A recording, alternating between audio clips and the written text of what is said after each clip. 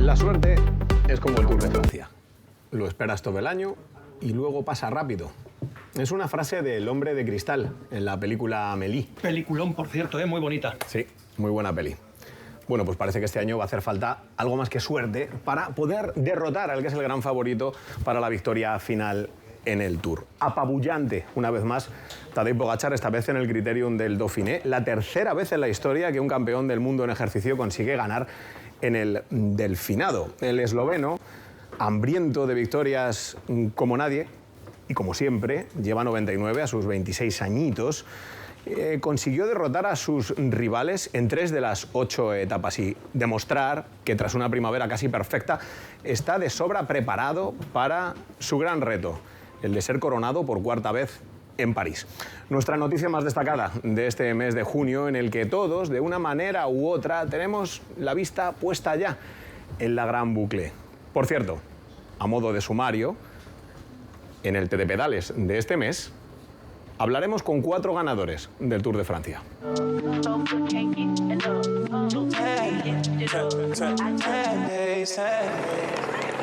Es sin duda la gran previa del Tour de Francia, el Criterium de Dauphiné, donde Jonas Vingegaard plantó cara desde la primera jornada. Una etapa que terminó con sprint entre los líderes, en el que se impuso Tadej Pogačar. Primer líder de la carrera, que lo perdió al día siguiente en otra llegada masiva, esta vez disputada entre sprinters, en la que Jonathan Milan fue el más rápido. 2 días, 2 líderes y llegó la tercera y se repitió el esquema. Una etapa con fuga lejana donde el español Iván Romeo sorprendió a sus compañeros de escapada. Entre ellos, por ejemplo, Mathieu van der Poel. El vallisoletano lo intentó varias veces en el tramo final de la carrera y a 6 de meta logró marcharse solo.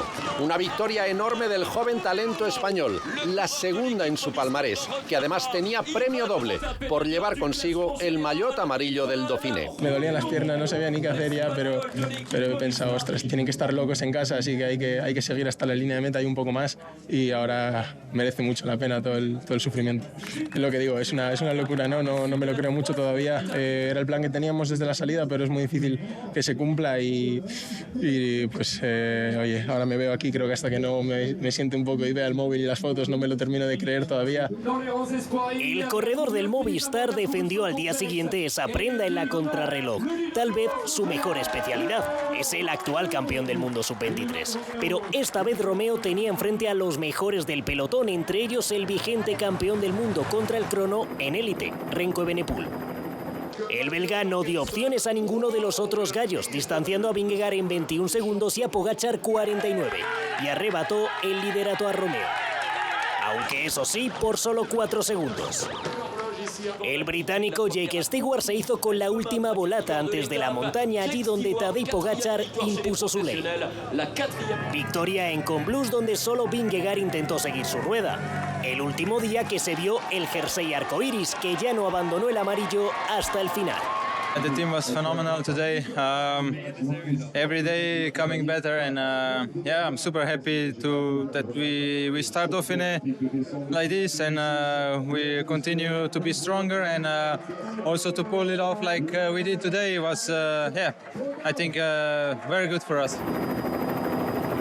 Pogačar repitió exhibición al día siguiente camino de Valmenie 1800 y volvió a responder Vingegaard, quien aunque no alcanzó al esloveno, esta vez solo cedió unos metros en la línea de meta.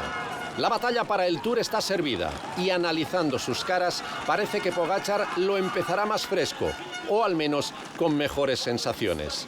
En la última etapa el danés probó al líder en una jornada que se llevó el francés Lenny Martínez, con Pogačar y Vingegaard entrando juntos por detrás con la mente puesta ya en la grande part de Lille. The shape is here. Not too much stress now after the time trial.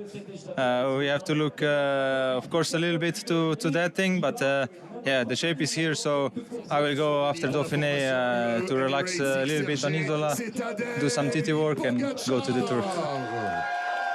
La Volta a Cataluña femenina vivió su segunda edición y lo hizo con una participación de lujo, encabezada por la gran dominadora del pelotón este año, la neerlandesa Demi Vollering, quien ya en la primera etapa se dejó ver trabajando para que su compañera Elise Chabbey se llevase el triunfo. Tercera fue Anne Santesteban. La española de Laboral Cucha fue la única ciclista capaz de seguir a la dupla de la France de Ye. El segundo día daba paso a la etapa reina con esa subida final al Col de Pal de casi 20 kilómetros al 7% de media. Una subida donde Demi Vollering se marchó rápidamente, solo acompañada de la francesa Marion Bounen. La ciclista del Visma sufrió el primer día, pero en la segunda etapa recobró las fuerzas.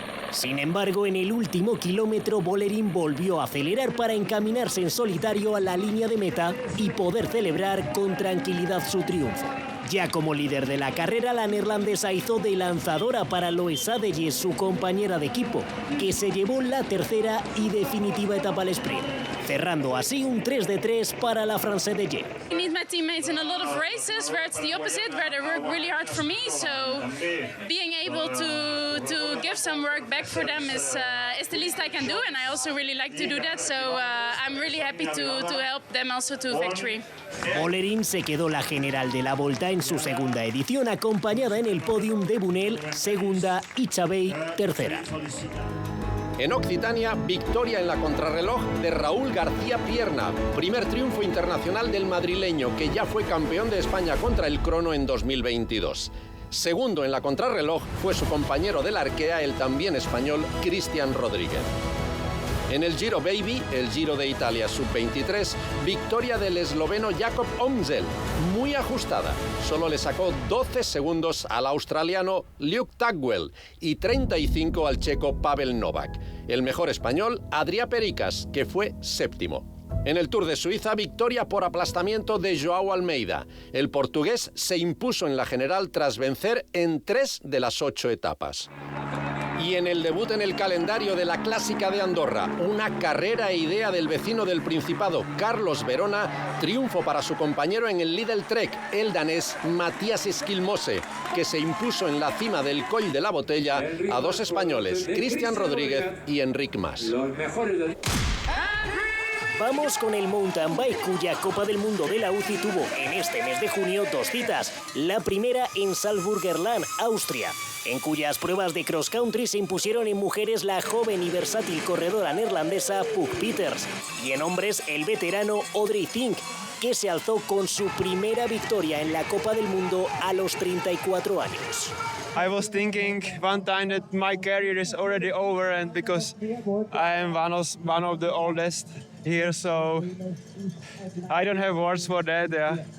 La octava cita de la competición tuvo lugar en Italia, en Val di Sole, donde repitió victoria la actual campeona del mundo femenina, Puk Peters, y donde el chileno Martín Vidaurre logró el primer triunfo en Copa del Mundo para un ciclista de su país. Estoy muy contento, esto es para los chilenos, para todos los latinos, vamos que se puede, la luché durante mucho tiempo, así que aquí estamos ganando. I lost a bit of my focus, and with all the noise around from all the people cheering, like in Italy it's always crazy, but then it's hard. Este mes de junio arrancó la Copa del Mundo de BMX con las 4 primeras rondas. Las 2 primeras disputadas en Saguián, Francia, con victorias del local Sylvain André en hombres y de la canadiense Molly Simpson en mujeres. Destacable de este inicio del BMX de la UCI, la histórica actuación del español Pablo García, el primer piloto de nuestro país en alcanzar las semifinales de una Copa del Mundo en categoría élite. Al siguiente fin de semana, en Papendal, Países Bajos, doble victoria final británica, con Ross Cullen y Bethany River. En la penúltima cita de la Copa de España de Gravel, la Gran Fondo Sierra de Alcaraz, casi 200 participantes, entre otros con Alejandro Valverde. Un recorrido 100% gravel, de 117 kilómetros y más de 2.250 metros de desnivel positivo acumulado. Eduardo Talavera, tras un apretado sprint, y Marta Torá se hicieron con la victoria. Última prueba del certamen nacional el 27 de septiembre en Badajoz. Primera gala de premios de la Real Federación Española de Ciclismo, donde fueron galardonados los vencedores españoles del Tour de Francia. campeones del mundo como Joan Llaneras o Dori Ruano, o el periodista José María García. Saludos cordiales. También esta casa, Radio Televisión Española, a la que le fue reconocida su labor en la difusión de este deporte.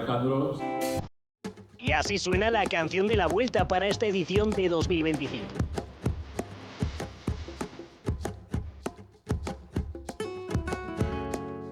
Antonio Orozco es el encargado de darle voz. Es un placer participar en el que seguro que es uno de los eventos deportivos más importantes de este país y me siento muy honrado, la verdad. El cantante español, en medio de su rodaje del videoclip, al cual nos permite acceder para que conozcamos un poco mejor los entresijos del tema, nos explica el significado de la canción. En la vida pasamos muchos momentos esperando a que ocurran cosas, ¿no? Y me da la sensación de que la vuelta es una cosa que todo el mundo espera de alguna manera. Una letra que escucharemos mucho este verano. Y terminamos este repaso a la actualidad ciclista del mes de junio con los campeonatos de España celebrados en Granada, allí donde Iván Romeo se coronó campeón nacional en ruta tras culminar en solitario una larga escapada. El vallisoletano firmó así su tercera victoria como profesional, justo antes de estrenar ese maillot rojo y gualda en el Tour de Francia. Una de mis carreras favoritas del año y no lo digo por decir, lo digo desde que tengo 15 años, así que no es mentira. Y no, pues poder ganar así y más como he ganado, que es a mi manera, ¿no? Y sé que si gano, gano así, si pierdo, pierdo así. La campeona de España élite fue Sara Martín. La burgalesa, que ya lo había sido sub-23 y junior, se impuso en un apretado sprint final a la veterana Mavi García. Lo he trabajado mucho, siempre soy también una corredora que estoy trabajando para el equipo y me he sentido bien, he sufrido a tope, he sabido sufrir. En la contrarreloj, una cronoescalada con final en Sierra Nevada, el oro fue para Mireia Benito, su tercer título. El primero para Abel Balderstone, que dio la sorpresa. Y ya deja de ser sorprendente las grandes actuaciones del junior Benjamín Noval. El asturiano hizo doblete en ruta y crono en una categoría que, queda claro, se le queda pequeña. Ineos Grenadiers ya ha firmado a este joven talento español para dentro de 2 años, cuando cumpla la mayoría de edad. A día de hoy parece que solo hay un hombre en la tierra capaz de batir a Tadej Pogačar en un Tour de Francia. Bueno, de hecho ya lo consiguió en las ediciones de 2022 y 2023, aunque el reto en este año se antoja aún mayor, teniendo en cuenta el gran estado de forma del esloveno y sus pocos días de competición. Enfrente se cayó en París-Niza y, por ejemplo, no pudo venir a competir a la Volta a Cataluña, pero el líder del Visma ha suplido su falta de días con dorsal con durísimos y solitarios entrenamientos en altura, fundamentalmente en Sierra Nevada, donde nos hemos citado con él para conocer cómo va la preparación de ese reto, el de llegar por tercera vez de amarillo a los Campos Elíseos. Y nos cuenta, por ejemplo, entre otras cosas, que las sensaciones y los números son los mejores de toda su carrera. Este mes, en TD Pedales, vamos a Rueda de Jonas Vingegaard.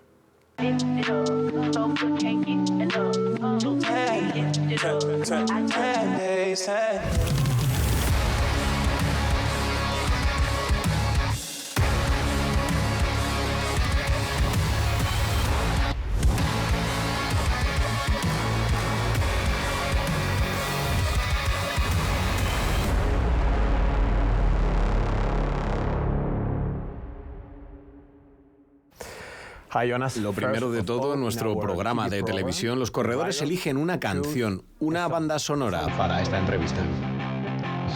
¿Una banda sonora?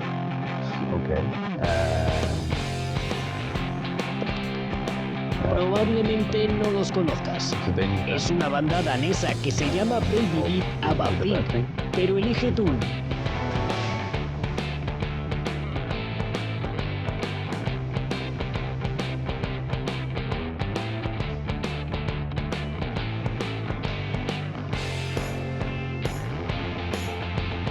Welcome to our country. Bienvenido a nuestro país de nuevo, aquí en Sierra Nevada. ¿Es esta tu concentración de altura favorita o no? ¿O prefieres tal vez Tignes en Francia o tal vez Tenerife?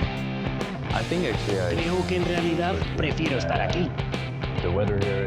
El tiempo siempre es buenísimo y hay una ciudad cerca de aquí. Por supuesto, ahora no está nada abierto, pero sí es una bonita zona para entrenar. Y de verdad que disfruto entrenando aquí. Estamos aquí como equipo y disfruto de los momentos juntos.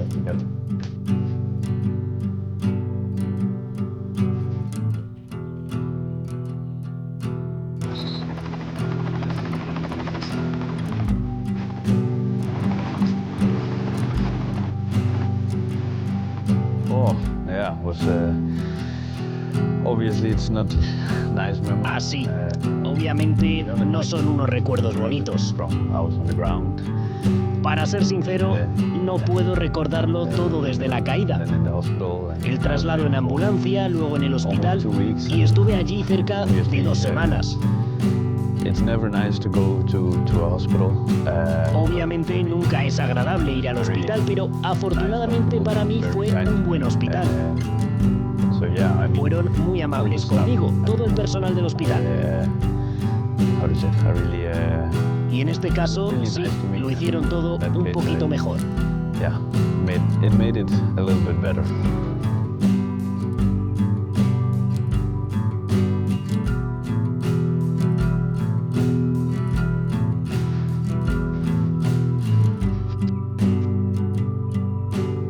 No, I'm feeling good now. Me siento bien ahora.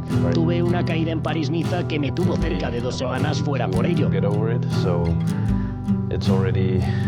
Hace 2 meses me caí allí, después llevo entrenando como 1 mes y medio o algo así. Y tras eso siento que he subido otro escalón más en mi recuperación y mi forma física es cada vez mejor.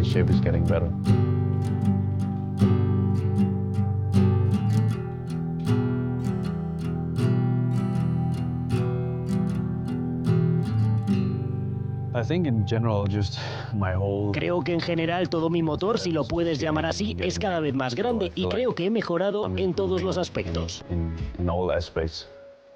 Quiero decir que obviamente es difícil decir que esté centrado en mejorar un aspecto en concreto u otro. Yo estoy centrado en mejorarlos todos, que se extiendan, pero también en trabajar la potencia bajo estrés y convertirlo en más potencia. Así que siento, como dije antes, que estoy mejorando en todos los aspectos.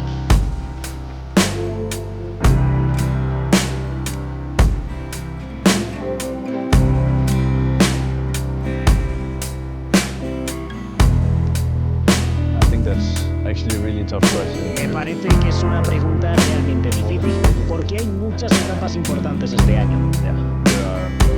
Hay unas cuantas etapas extremadamente duras, tanto en Pirineos como en los Alpes. Y luego una etapa más en el macizo central, que también es realmente dura.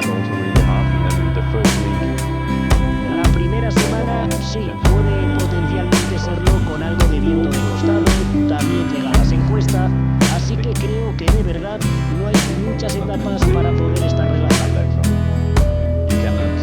No puedes elegir una u otra, creo que todas las etapas son muy importantes y serán etapas duras.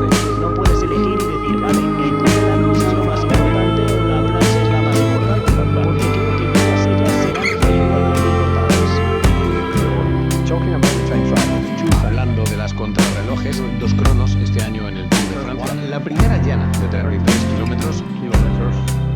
No sé si muy larga para estos tiempos, tal vez sí, o quizás no. Y la segunda solo de 11 kilómetros, pero una cronoescalada. ¿Cuál prefieres tú?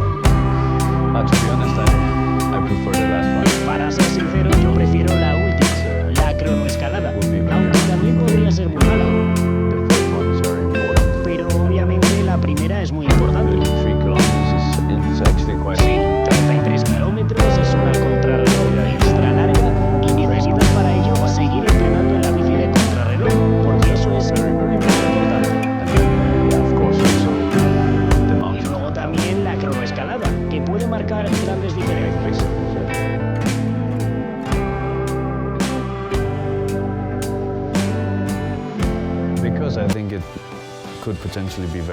Porque creo que potencialmente puede ser muy peligroso. Estamos hablando mucho de la seguridad en el ciclismo los últimos años, y lo de poner la etapa en Montmartre puede hacerla aún más peligrosa. Ya vimos en los pasados Juegos Olímpicos que fue bastante épico, con mucha gente a cada lado de la calle. Y creo que no lo han pensado bien y han dicho, vale, el año pasado fueron 15 corredores llegando en la carrera olímpica. Y este año habrá 115 tipos o tal vez más. Todo el mundo está extremadamente cansado después de 21 días de carrera, así que... Sí, creo que será muy peligroso, para ser sincero.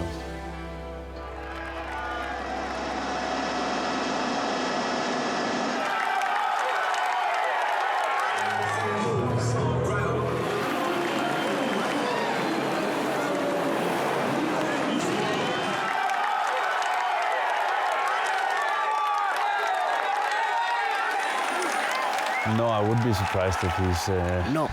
Estaría sorprendido de que él agotara a su equipo porque ellos no pueden ser como Tadej. Creo que él será mejor que en años pasados en el Tour de Francia y eso obviamente me hace que necesite ser mejor de lo que he sido nunca. Creo que tanto yo personalmente como los demás que quieran ganar el Tour de Francia necesitamos ser como Tadej. Yo sé que es probablemente uno de los mejores de la historia, así que para hacer lo posible necesitas entrenar cada día, naturalmente. Por supuesto, cuando salgo a entrenar cada día me fijo más en mí mismo, en cómo ser el mejor posible, en llegar al nivel más alto. Pero también, en general, si quiero ganar el Tour de Francia, tengo que conseguir vencerle. ¿Te has encontrado con él aquí en Sierra Nevada? ¿Habéis hablado? No, no hemos tenido posibilidad de hablarnos. Sí que nos hemos visto el uno al otro y hemos rodado. Nos hemos adelantado unas cuantas veces. Un simple hola. Sí, exacto. Algunos días estamos entrenando y él está entrenando y entonces no tiene mucho más sentido.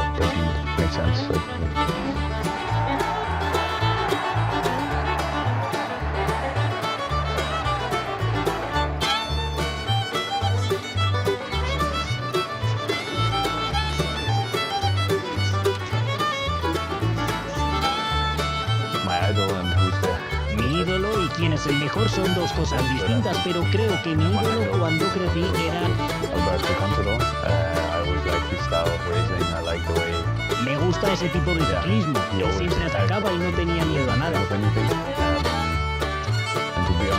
Y para ser sincero, cuando hablas de quién es el mejor de todos los tiempos, es una pregunta difícil, pero creo seguro que Tadej está ahí.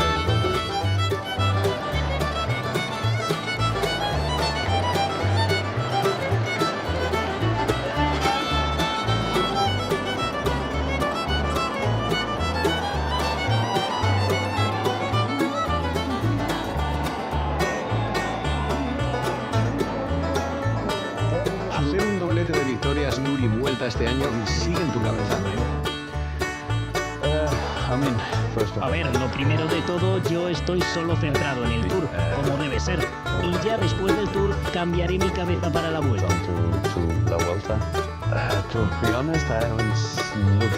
Para ser sincero, aún no he mirado mucho el recorrido. Como acabo de decir, primero me centraré en el Tour de Francia y luego ya miraré las etapas de la Vuelta. Así que no sé cómo son, para ser franco.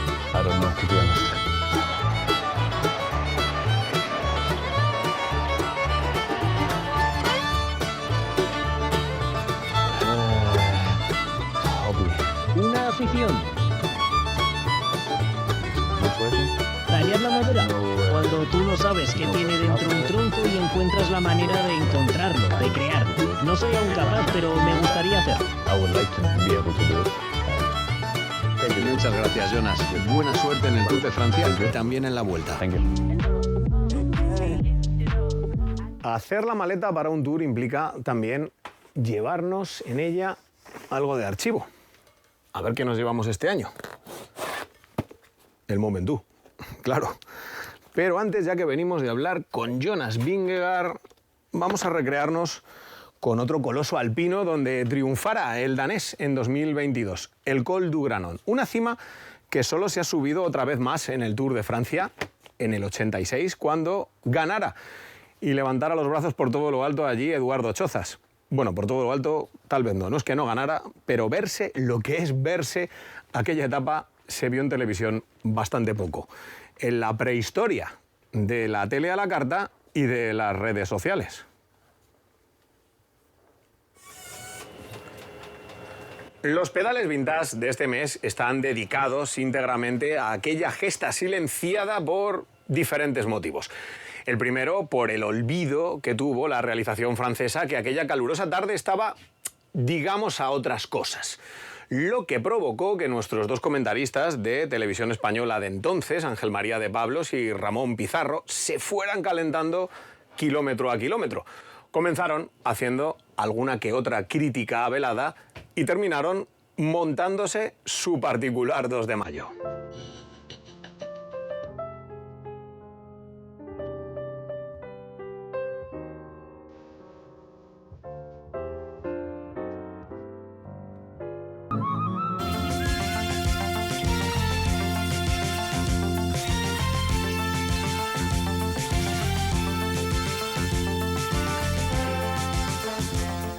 Y ahora la atención informativa la reclama el Tour porque un corredor español va escapado en esta 17ª etapa entre The Gap y Serge Chevalier y ya está todo dispuesto para que nos informen con imágenes nuestros enviados especiales. Adelante. Efectivamente, buenas tardes, buenos amigos de toda España, desde la llegada en el alto del Col del Granor, en Serge Chevalier, donde hoy un corredor madrileño está escribiendo una de esas gestas clásicas que los corredores españoles son capaces de firmar y de rubricar en los altos puertos de los Alpes. Ese hombre que ustedes ven ahí cansinamente, ese hombre que está cubriendo con su esfuerzo y su pedaleo las últimas rampas de la ascensión al puerto de Lizoar, es el madrileño Eduardo Chozas, escapado desde el kilómetro 37 de carrera y que ha llegado a tener una ventaja máxima de 20 minutos en el momento de cubrir y de coronar el alto del Bar. El Col del Granón es un desnivel tremendo, puesto que los corredores tendrán que subir en tan solo 11 kilómetros desde 1.350 metros hasta 2.413, con porcentajes que oscilan entre el 9 y el 12% en algunos de sus tramos. Por lo tanto, no es el terreno que se preste mejor para las cualidades de este madrileño, que es un gran rodador, que es un hombre valiente. Nos lo comentaba el otro día, yo todavía tengo que intentar algunas o nada, y ahí está esa promesa sugerida en días pasados que está llevando a cabo hoy Eduardo Chozas. Que pase lo que pase, ya está ahí acaba de pasar por la cima del Lizoar, ahí está Chozas coronando en primera posición un puerto que vuelve a la historia del Tour de Francia después de no haber protagonizado ninguna competición en la máxima carrera del mundo desde 1976, año en el que, por cierto, se impuso en su cima Lucien Van Impe. Adelante, 5, 4. Oye, te recuerdo antes de acabar de contar que nos aviséis con unos segundos antes lo del telediario, 5, 4, 3, 2, 1, 0. Buenas tardes de nuevo desde la meta en el alto del Col del Granón, final de la jornada del Tour de Francia que hace el número 17, 17ª etapa.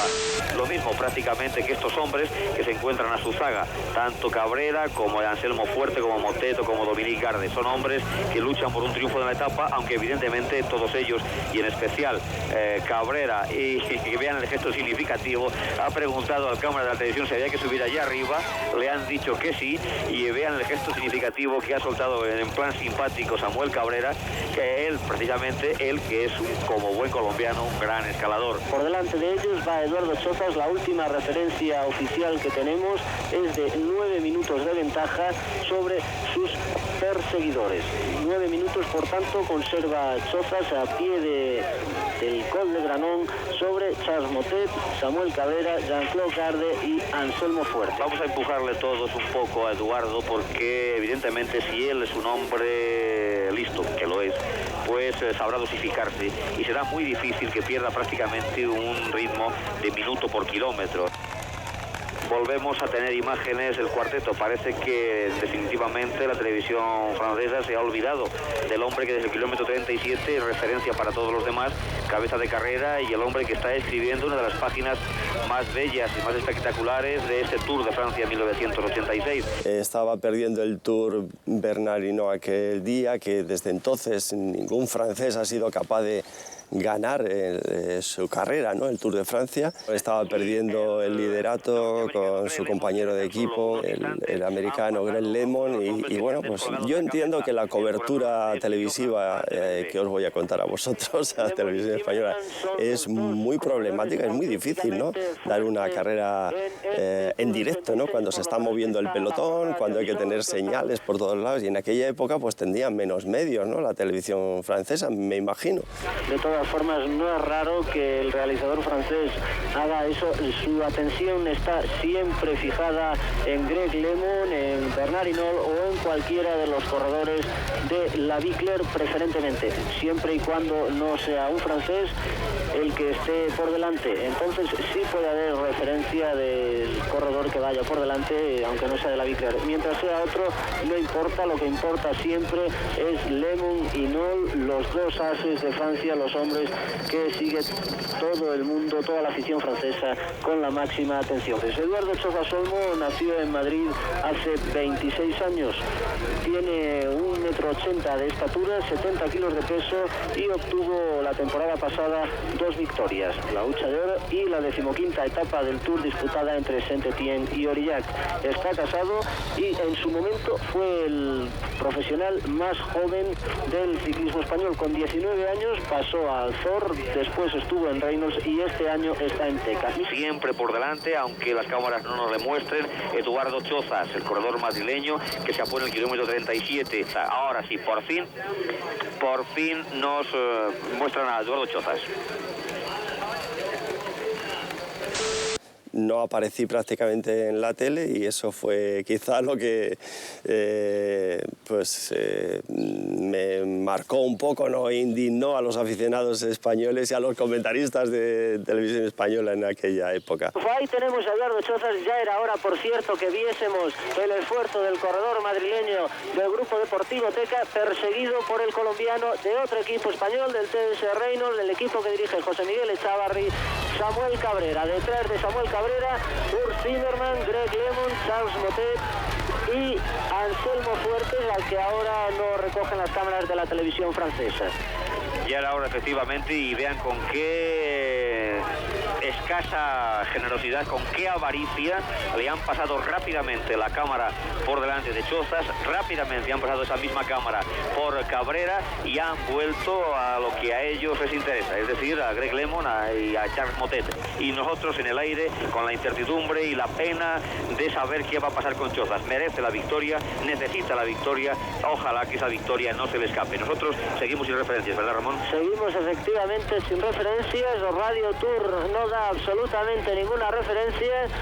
Antena 2, las imágenes que ven ustedes son también muy escasas con respecto a la cabeza de carrera. Realmente tuvimos problemas con las referencias de Radio Vuelta también, o sea, no tenía referencia de Radio Vuelta. Y eso, Sebastián Pozo, que iba en el coche, me estaba transmitiendo mucha inquietud, aunque él lo disimulaba. Venga, que vas bien, yo sabía que no iba ya bien. Pisa, pisa, pisa, ¿no? Era su forma de animar y yo no podía ya, no tenía fuerza. Y creía que me iban a coger, o sea, estaba angustiado, me daban ganas de llorar. Es auténticamente inexplicable cómo la televisión francesa solo busca a Greg LeMond, a Bernard Hinault, en este caso ni siquiera a Bernard Hinault. Es imperdonable que la televisión esté ignorando claramente el esfuerzo del hombre que va a ganar esta etapa por primera vez en la historia del Tour. Pocas veces se nos ha hecho una etapa tan larga, tan tremendamente larga como en esta ocasión. Pocas veces estamos sufriendo tanto como estamos sufriendo ahora desde aquí del punto de comentaristas por Eduardo Chozas. Pocas veces deseamos con tanta fuerza el triunfo de un corredor español como estamos deseándole hoy el triunfo a Chozas, porque es que, amigos, hay que conocer, hay que ver este terreno para saber lo que son 150 kilómetros de escapada en solitario. Llevaba 41-25, no había más. Digo, pero este puerto o es muy duro o yo voy muy mal, ¿no? O sea, algo está pasando. y ya se me acaba un poco la autonomía, la gasolina, todo, y a falta de unos 3 kilómetros yo veía el banderín rojo del último kilómetro y digo, no llego allí, pero si es que estoy siempre a la misma distancia y ya no me podía ni poner de pie, fue agónico. No queremos pecar de insistir en los temas, no queremos que ustedes nos tilden de tan chauvinistas como pensamos que son los franceses, pero no me negarán, amigos aficionados españoles, no me digan, amigos aficionados, que no es pecar de chauvinista el que se le ignore de esta manera tan radical. Eddie Lawson, que ha vencido magistralmente en la cilindrada de 500 centímetros cúbicos. Vamos a ver si se produce el segundo paso por meta. Ahí lo tenemos, rueda levantada de Randy Mamola, y con estas imágenes vamos a devolver la conexión ahora a transporte de ruedas. Adelante, Tour de Francia.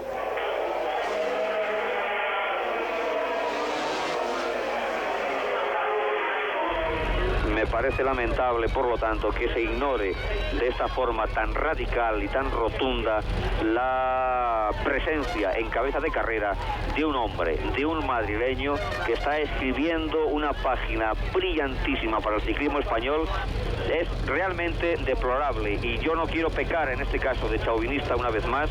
Es realmente deplorable que las cámaras de la televisión francesa estén ignorando al hombre. Tiene que estar a punto de hacer su aparición aquí bajo la línea de llegada, pero no tenemos referencias porque el realizador francés está pendiente de Greg LeMond y pendiente de Bernard Hinault. Nos parece imperdonable, yo diría que nos parece hasta insultante el desprecio que está teniendo la realización francesa con el corredor español. Por Radio Tour se informa de que Chozas siempre va en cabeza, pero no se ofrecen referencias. Ahí tenemos por fin a Eduardo Chozas en pantalla, llegando ya, cubriendo los últimos metros de esta 17ª etapa. Absolutamente imperdonable que se les haya hurtado a todos ustedes, señores espectadores españoles, la imagen del sufrimiento, de la gran victoria del corredor madrileño Eduardo Chozas. Ahí lo tienen ya, afrontando la recta final. Vamos a tomar diferencias para saber cuál es la ventaja que Chozas ha sacado a sus perseguidores, coronando así 153 kilómetros exactamente de escapada en solitaria, con 2 puertos de primera categoría y 2 de categoría especial por medio. Fenomenal Eduardo Chozas, que cruza ahora la línea de meta. Ahí está Eduardo, el hombre que prácticamente no nos han mostrado las cámaras de la televisión francesa, siempre chauvinistas, siempre ignorando las gestas que no sean las propias. Total, que al final llegué, gracias al cielo, y casi me caigo porque no podía más, y fue una jornada épica, ¿no? Queda el PDUE. Hasta mañana, en nombre de Ramón Pizarro y el mío propio, Ángel María de Pablos. Buenas tardes.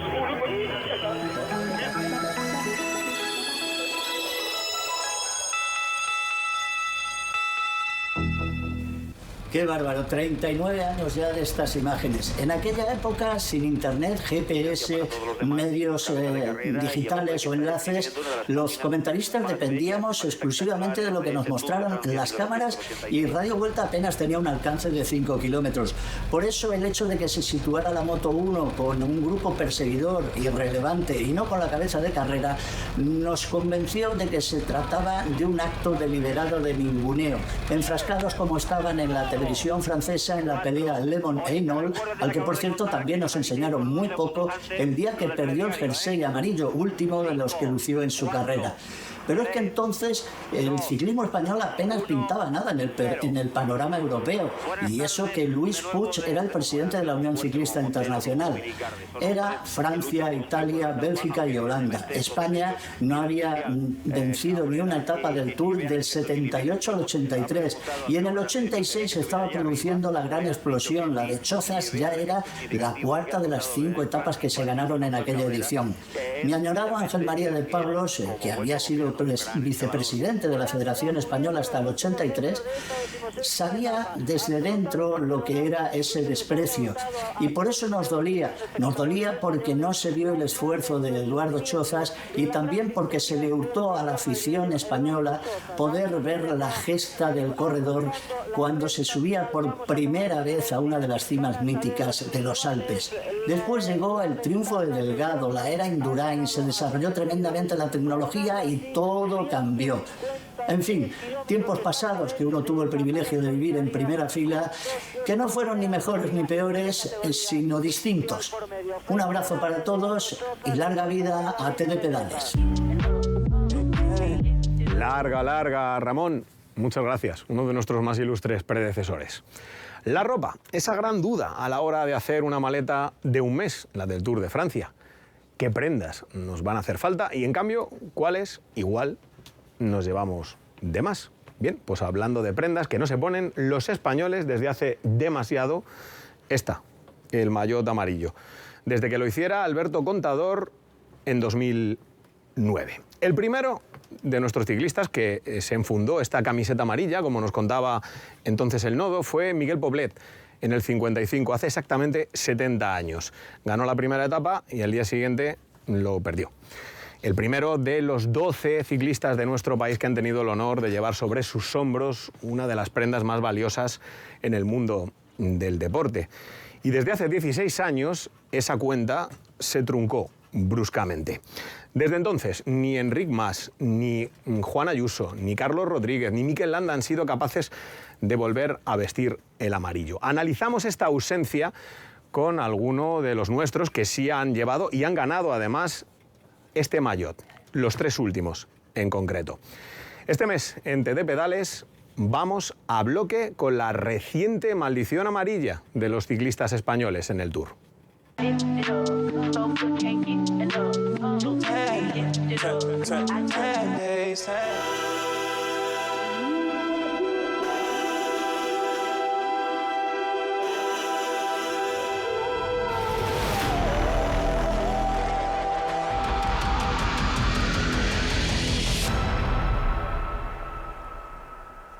Óscar Pereiro, Alberto Contador, Carlos Sastre y otra vez Alberto Contador. Realmente algo difícil de imaginar para cualquiera y para el ciclismo español.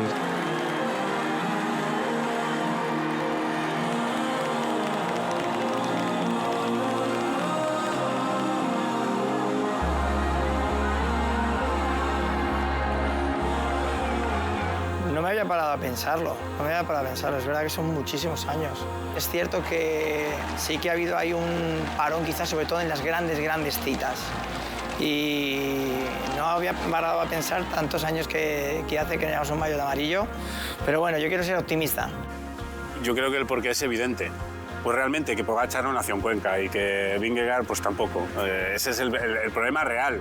Es complicado porque ya no solo son 2 monstruos, sino que tienen un monstruo de equipo detrás de ellos. Le vemos corredores con una ambición desmesurada en la que quieren ganar sí o sí y quieren ganar ellos. Lo que para mí es más preocupante es que no llegamos ni al podio. Eso ahí sí que te puedo decir que es un poco extraño porque en el ciclismo español por tradición hemos sido corredores de grandes vueltas. Yo creo que es generacional y yo creo que hay otros países emergentes que pues no sé si invertir es la palabra, pero bueno, lo que ha habido una evolución muy grande, pues eso, Colombia, Dinamarca, Eslovenia. Probablemente se nos han adelantado en métodos, con la aparición de Sky hemos quedado un poco atrás, tenemos menos cantidad de equipos de primer nivel como para poder ir al Tour de Francia. Yo creo que hay un cúmulo de circunstancias que hacen que ahora mismo nos hayan pasado por encima, y es la realidad.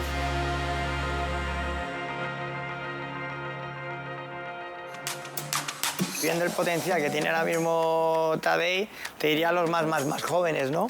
Porque a Tadej yo creo que todavía le faltan por lo menos 4 o 5 añitos al top. Si vas a estar en UAE, vas a estar hipotecado por Tadej. A ver, no quita que en un momento dado pues haya algún año que se pueda perder el Tour, pero creo que en el caso de Ayuso lo tiene más complicado si continúa el UAE porque ahora mismo está Pogačar. Para mí el corredor completo que tiene ahora mismo España es Ayuso, es evidente. Me encanta un corredor agresivo, poco calculador, que a veces corre un poco con el corazón y no piensa las cosas. Va bien en crono, va bien para arriba, es ambicioso, rápido.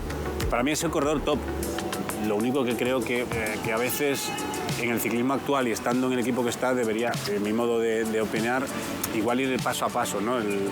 El detalle del año pasado en el Tour de Francia no es bonito y creo, no tengo información de primera mano, pero creo que las consecuencias son claras, ¿no? Tengo la sensación de que mientras esté Pogačar no va a estar Ayuso en el Tour. Es mi sensación. No sé si hay un veto, no sé si hay estrategia de equipo, pero lo que sí da la sensación es de que Pogačar no está a gusto con Ayuso, ¿no? Ayuso, pues con un poco los conflictos internos que tiene con el equipo, le va a ser complicado el poder lidiar, y teniendo un corredor como Pogačar, pues menos todavía. Todavía nos falta un corredor que tenga una estabilidad. Carlos Rodríguez, le hemos visto estar cerca del podio en el Tour de Francia, ganar una etapa. Carlos Rodríguez, por ejemplo, sí está en una buena situación en el equipo Ineos. El equipo Ineos se va a poner a su servicio 100%. Otra cosa es luego a ver cómo le podemos ver, qué versión encontramos. Pero, por ejemplo, el caso de Carlos Rodríguez, por la escuadra y demás, sí que tiene más posibilidades. Carlos Rodríguez, muy bien en su primer Tour, un corredor muy regular, fiable al 100%, pero creo que le falta un pelín. Le falta un pelín y no sé el pelín que es. El pelín probablemente es que tenemos a dos salvajes que o te sales del protocolo. Yo ahora mismo mi gran consejo a cualquier corredor que no se llame Evenepoel es que no intentes. Intenta hacer cualquier cosa diferente a ellos. O sea, pues en las etapas donde nadie se lo espera, pues filtrarte una escapada, intentarlo donde nadie lo puede esperar, ¿no? Los gregarios de los grandes equipos serían líderes en otros equipos, por lo tanto es muy complicado cuando se pone un Yates o cuando se pone un Maika o cuando se pone un corredor de ese nivel, abrir gas para arriba, ¿quién es el valiente que...? Por eso digo yo que hay que anticipar. Tú lo hiciste así, precisamente. ¿Es posible eso a día de hoy, que alguien siga tu estrategia? A ver, ponerte líder sí. No digo que sea imposible. Ponerte líder sí porque puede llegar a pasar. Lo que sí que creo que va a ser imposible es que vuelva a pasar lo que pasó en mi año.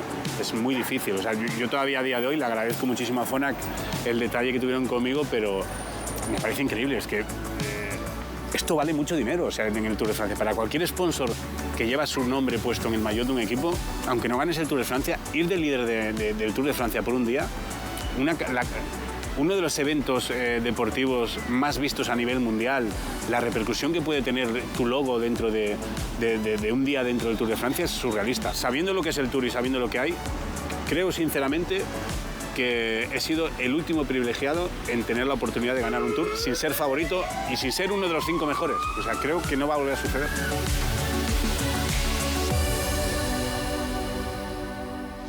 Hay cierta confusión y cierto desorden, ¿no? Provocado pues, por muchos dirigentes de equipos Pro Tour que están revolucionando completamente a los chavales, a los equipos, a los padres y al Espíritu Santo, y que creo que no favorece porque bueno, al final estamos viendo de que muchos de ellos al final ni siquiera llegan a profesionales, ¿no? Se les está haciendo madurar a los ciclistas de hoy en día mucho más rápido de lo que a lo mejor debiesen, ¿no? Sí, hoy en día si no llegas a profesionales con 18 ya no vales para este deporte, si no ganas el Tour con 20 tampoco, y si no lo corres evidentemente pues tampoco lo puedes ganar.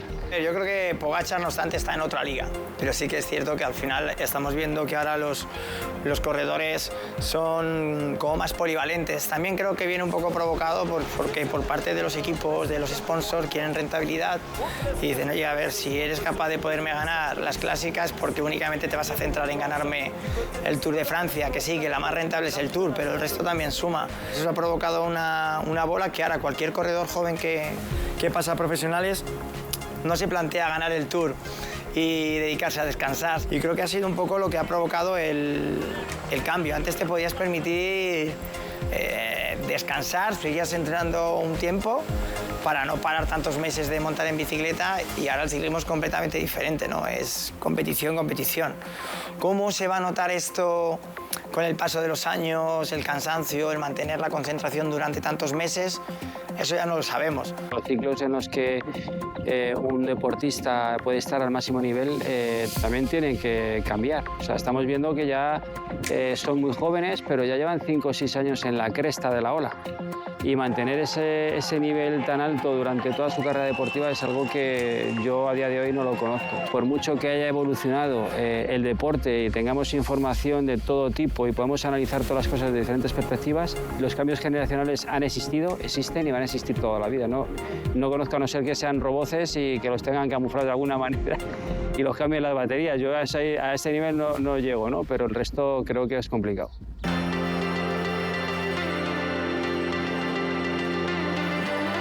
Ahí se sienta, golpe al pecho y un disparo, ganador de etapa y nuevo líder del Tour de Francia. Pues yo si tuviera que recordar los duelos, a mí me gustaban más con Andy Schleck. ¿Por qué? Porque era más un cara a cara. Era Andy Schleck y un equipo más o menos, Alberto Contador, un equipo más o menos, y vamos a ver en la montaña quién es el que puede poner en apuros al otro, ¿no? Era como un ciclismo más antiguo, un ciclismo más face to face. Cambio con Sky, yo recuerdo Team Sky, yo no recuerdo a Chris Froome. Chris Froome, por supuesto, era el que remataba y era increíblemente fuerte tanto en montaña como en contrarreloj. Pero yo lo recuerdo como Team Sky. Fue cuando gané en Plateau de Belle en el año 2007. Iba yo con el maillot blanco y yo recuerdo que gané la etapa y decía, bueno, yo ya me puedo ir para casa y demás. Pero realmente cuando llevaba 2 horas en el autobús decía, oye, Alberto, que a lo mejor este año podemos ganar ya el Tour de Francia, ¿no? Sí que tengo que confesarte que yo era un obseso del Tour. Para mí no había una gran vuelta que no fuese el Tour. Otra cosa es que luego al final por circunstancias tuve que ir al Giro, al Vuelta pues también fui porque ya había estado en el Giro y digo, mira, pues solo me falta la Vuelta. Pero yo cuando tenía 18 años salía a entrenar y yo pensaba en el Tour, en estar en lo alto de los Campos Elíseos. Y bueno, pues en ese 2007 vi que la cosa estaba más cerquita y bueno, afortunadamente se pudo cumplir ese sueño.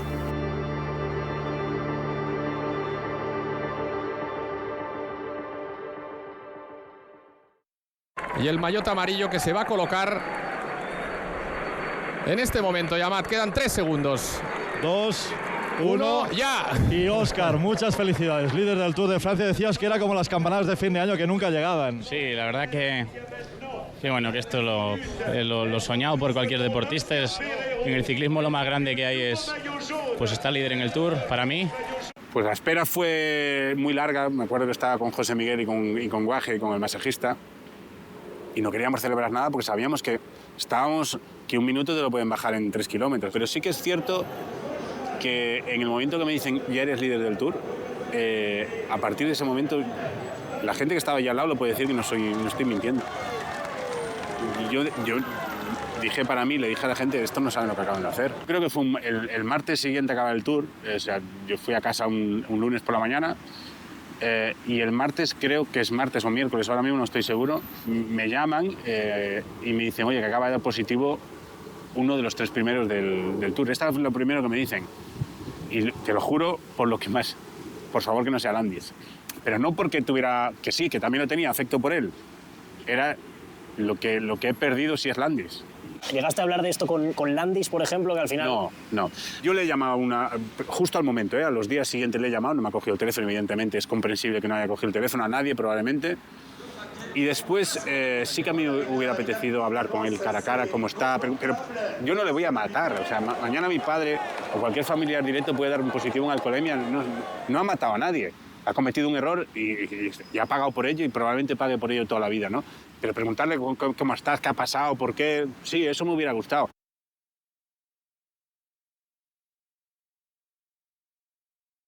Aplausos para Carlos, ganador aquí en Alpe d'Huez. Lo disfruta evidentemente, besa el maillot. Victoria para Carlos Sastre, ahí cruza en este momento. Y en cuanto pasen 49 segundos, ¿qué van a pasar? Es el líder de la carrera. Una vez viene Denis Menchoja a mi rueda, aquello no era positivo para el equipo, vuelvo a arrancar otra vez y es cuando me voy solo, ¿no? Y me tiro más o menos pues, como 4 kilómetros ahí con diferencias muy pequeñas, por detrás arrancaban todos. A partir de esos 4 kilómetros, o sea, tengo todavía pues, la voz de Bjarne Riis y de Alejandro Torralbo, que iban en el coche detrás de mí subiendo al Alpe d'Huez.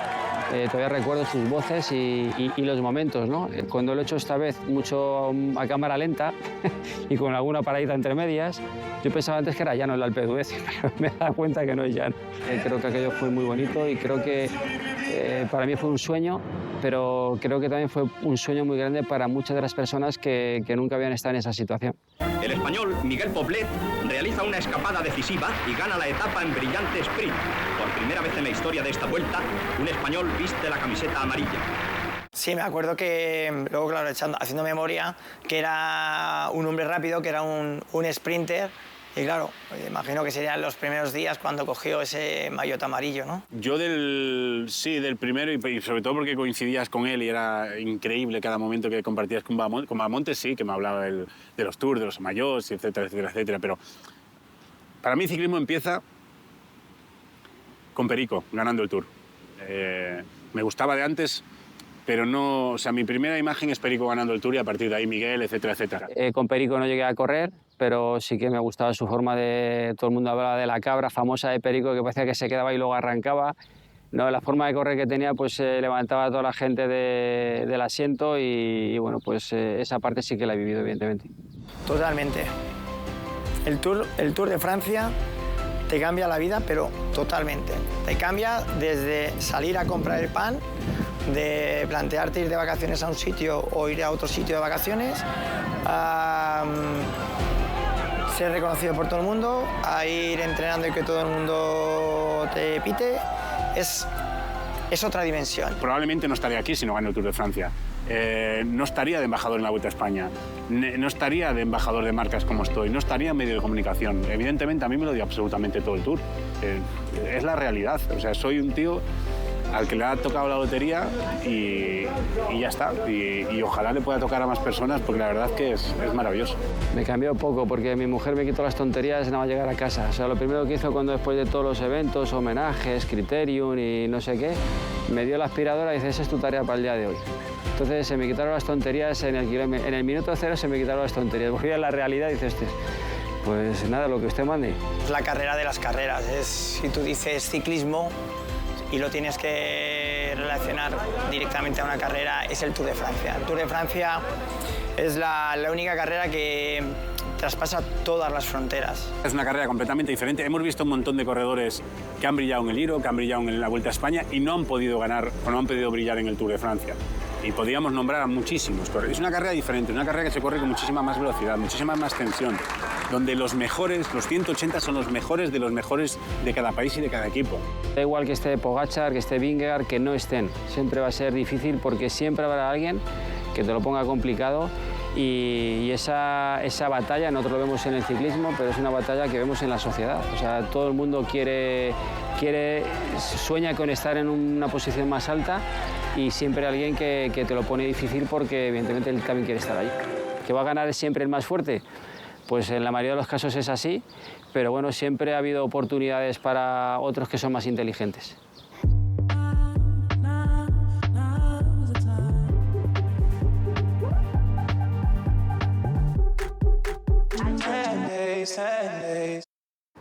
En París se han vuelto locos. La frase es de un ingeniero de caminos francés, de Pau, concretamente, en 1910, cuando se enteró que el Tour de Francia pretendía ascender por el Tourmalet. Este año la Quebrantahuesos, esa prestigiosa carrera cicloturista aragonesa, no ha subido por ese camino de mal retorno, pero sí el Somport, Mariblanc y Portalet, que tampoco es mal menú. Una carrera que, si bien el Tour de Francia es la más importante para los profesionales, para los aficionados, sin duda en España es esta Quebrantahuesos. Una carrera que este año ha congregado a más aficionados que nunca, 10.000, con homenaje además para el exfutbolista Jesús Navas.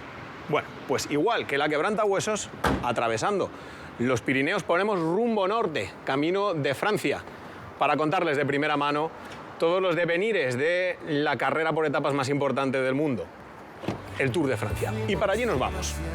A Lille, por favor. Pero mejor no vaya por el Tourmalet. Como si no supieras que se acaba. Como si fueras a morir mañana.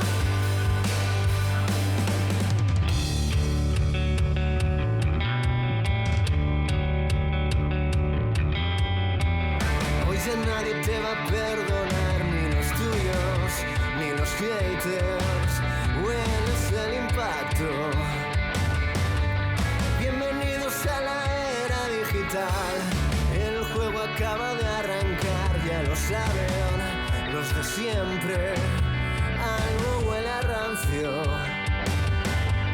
Te aseguro que nos va a explotar